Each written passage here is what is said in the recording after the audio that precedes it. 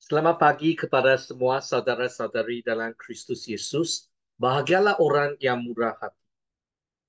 Kemurahan hati adalah inti dari ajaran Yesus Kristus dan semangat Injil.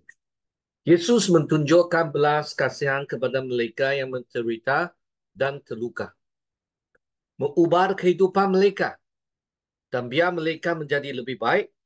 Dia mengajarkan pentingnya pengampunan dan melayani orang lain dengan kasih.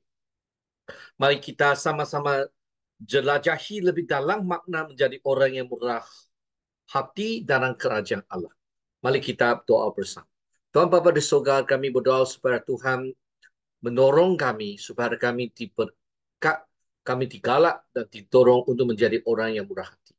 Ampunlah dosa kami, baik masyarakat apa abaikan ajaran Tuhan, tapi sekarang kami ingin taubat dan mendengar firman Tuhan. Dalam nama Kristus Yesus kami doa bersama. Amin. Saudara-saudari, kita akan meneruskan sumber yang ditulis oleh Dr. Wong Hung Hing dalam buku Menjadi Umat yang Bersukacita dalam Kerajaan Allah. Berbahagialah orang yang berhati dalam Matius bab 5 ayat 7. Yesus tidak pernah membuang atau mengabaikan mereka yang tertekan oleh dosa, penyakit tubuh, luka jiwa, dan kehancuran hidup. Sebenarnya Kristus Yesus menganggap mereka adalah orang utama pelayanan dia. Yesus mengkritik para ahli hukum dan orang Farisi yang pandai sekali dalam Alkitab, tetapi mereka mengabaikan semangat dalam Alkitab, semangat dalam hukum Tuhan, di mana mereka mengabaikan keperluan mendesak untuk orang yang memerlukan penyembuhan. Yesus Kristus menekankan bahawa belas kasihan lebih penting daripada persembahan. Tindakan kemurahan hati adalah menyampaikan kelegaan, penghiburan, dan penyembuhan kepada orang-orang yang menderita. Yesus Kristus mengubah kehidupan mereka menjadi lebih baik. Orang yang datang kepada Yesus selalu menyeru anak Daud, kasihanilah kami. Mereka benar-benar mencari belas kasihan dari Yesus.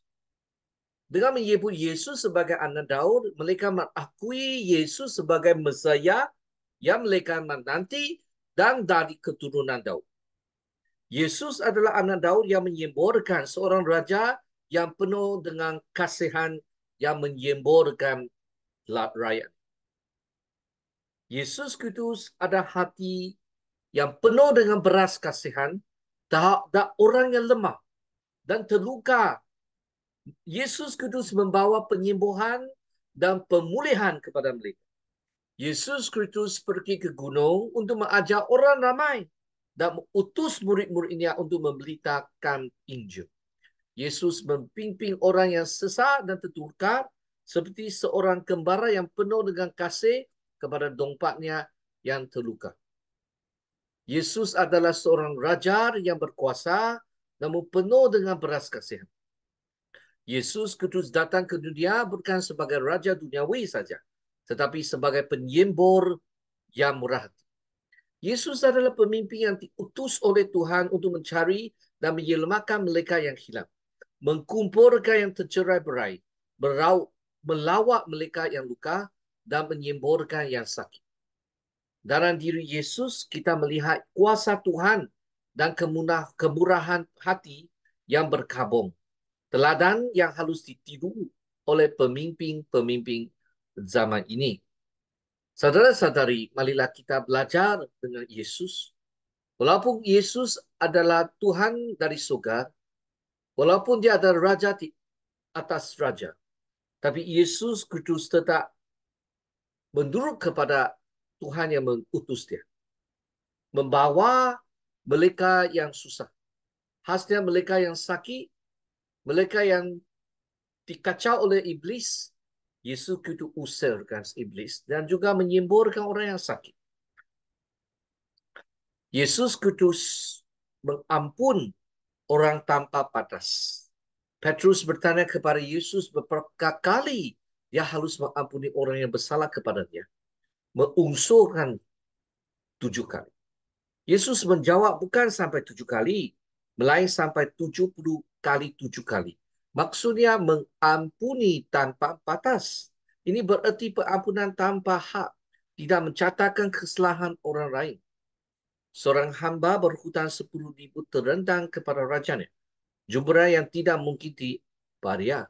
Raja merasa kasihan dan mengampuni seluruh hutang hambanya. Raja berkata, aku mengampuni semua hutangmu kepada engkau yang memohon kepadaku. Pemain ini menunjukkan kerajaan surga di mana pengampunan Tuhan begitu besar. Kita tidak mungkin dapat membayar semua dosa kita. Bapa Surgawi dalam belas kasihannya yang besar mengampuninya kita sepenuhnya. Hamba yang diampuni itu tidak mau memaafkan hutang kecil yang orang lain hutang kepadanya. Tuannya dengan penuh marah menghukumnya, mengharuskan dia membayar semua hutang sepenuhnya. Sebab dia marah, saya sudah ampuni kamu. Mengapa kamu tidak ampun orang yang hanya hutang kamu sedikit? Jika kamu masing-masing tidak mengampuni saudaramu dari hatimu, maka Papaku yang di surga juga akan memperlakukan seperti itu. Yesus datang ke dunia dengan satu misi utama untuk menyelamatkan umat manusia dari dosa. Ajaran Yesus adalah untuk menunjukkan bahwa iman harus mencerminkan kemurahan hati Tuhan dengan mengampunkan dosa orang lain. Kita harus mengampun orang lain 70 kali 7 kali. Mencerminkan pengampunan besar yang kita sama-sama menerima dari Tuhan.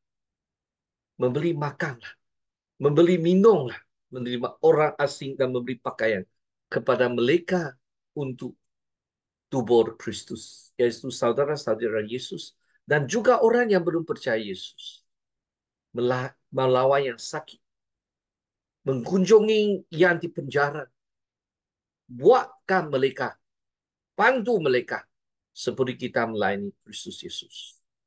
Saudara-saudara, sesungguhnya apa yang kamu lakukan untuk salah seorang daripada saudaraku yang paling hina ini, kamu melakukannya untuk aku. Mereka mendorong orang yang memerlukan akan menderita pahala. Mereka tidak menunjukkan kemurahan hati akan dihukum. Melakukan kebaikan kepada orang miskin, orang yang memerlukan. Saudara Yesus dan orang asing adalah seperti melakukan untuk tubuh Kristus sendiri. Kemurahan hati yang ditunjukkan kepada orang lain merupakan bukti kehidupan baru dalam Yesus Kristus. Tindakan belas kasihan adalah jaminan bahawa seseorang akan diterima ke dalam kerajaan Tuhan yang kekal. Kemurahan hati bukan cara untuk mendapatkan keselamatan, tetapi melupakan buah dari iman yang sejati. Maka saudara-saudari, marilah kita belajar bersama untuk belajar dari Kristus. Kita berdoa mendekati Kristus supaya kita memperolehi murah kasih, murah hati seperti Kristus. Dengan diri kita tidak dapat. Tetapi kalaulah kita ingin hidup dalam Kristus, Yesus Kristus akan bantu kita menjadi orang yang menyerupai Dia. Ini adalah buah iman dari Kristus. Dan tindakan belas kasihan akan diterima dalam kerajaan Tuhan yang kekal. Dan biarlah kita menunjukkan murah hati kepada kawan-kawan yang kita. Maka saudara-saudari, sebagai satu ringkasan, hidup dengan hati yang murah hati. Pelayanan Yesus Kristus mencerminkan hati yang penuh dengan kasih kepada mereka yang memerlukan. Dan kerajaan surga kemurahan hati dan kasih seperti ini juga selalu tercermin dalam tindakan kita. Perkataan dan perbuatan pelayanan adalah dua sisi dari satu koin. Tidak boleh dipisahkan. Dari satu pihak, kamu perlu berkata. Dari satu pihak, kamu perlu membuat. Melayani orang murah hati adalah pertama sekali menyentuh keperluan orang lain. Berusaha meringankan beban mereka. Dengan cara ini, kekuasaan Tuhan akan bersinar melalui tindakan ini. Orang yang murah hati dapat memuliakan Tuhan. Mari kita doa bersama. Tuhan Bapa di surga, kami berdoa supaya kami disentuh oleh Tuhan. Oh, supaya kami boleh melihat keperluan orang lain dan menjaga perasaan orang lain. Oh, ampunlah dosa kami. Sentiasa kita sangatlah tidak berwaspada, tidak peka terhadap keperluan orang lain. Tetapi Tuhan menyentuh hati kami supaya kami lebih mau kasihi orang seperti kasih diri sendiri. Dalam nama Yesus Kristus kami berdoa. Amin. Semua Tuhan memberkati saudara dan sekeluarga. Kita jumpa lagi.